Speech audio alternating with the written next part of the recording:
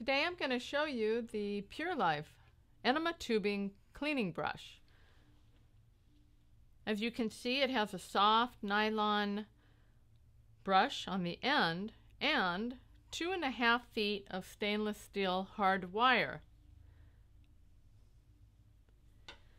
This 2.5 feet will enable you to go into your silicone tubing 2.5 feet very easily. It pushes in there and it will push out debris, clean out any water drops in there, and just make you feel like your tubing's a lot cleaner.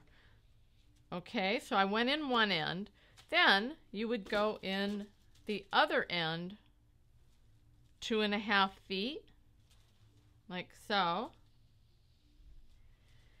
and pull it out, and that will clean a total of 5 feet, the entire length of your Pure Life silicone enema tubing, very easily.